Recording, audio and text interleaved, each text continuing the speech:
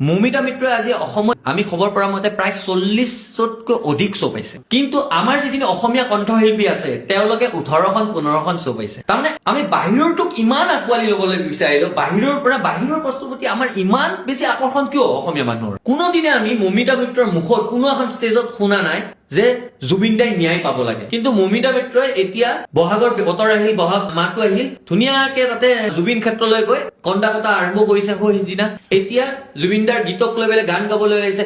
অসমীয়া জাতিটো কি বুৰ্বক ভাবিছে নেকি? আজিলৈকেতো তুমি জুবিন দাৰ ন্যায়ৰ কাৰণে এটা কথা নকলা, এটা মাত নিদিলা, আৰু বহাগ আহিল কাৰণে তুমি আহি গলা ইয়াৰ পৰা পইচা ঘটিবৰ কাৰণে। আৰে অসমখন এটা স্মৰণীয় পথাৰ হৈ গৈছে। যোনে পায় যেনেকে পায় আহিব, ডাষ্টবিন তাৰমানে আমাৰ অসমখন। এইফালৰ পৰা বাংলাদেশী বিলাক আহিব, এইফালৰ পৰা বিহাৰ ইউপিৰ পৰা অহাখিনি আহিব, আৰু এইফালৰ পৰা এইফালে বংগকন্যাৰ দৰে এইবিলাক মানুহ আহিব, মৌমিতা মিত্ৰৰ দৰে, যোনে আমাৰ আবেগৰ লগত খেল খেলে, জুবিন দাৰ নাম লৈ জুবিন দাৰ নামত ব্যৱসায় কৰিব। কোনো কাৰণতে আমি কিন্তু মানি নলওঁ কিন্তু।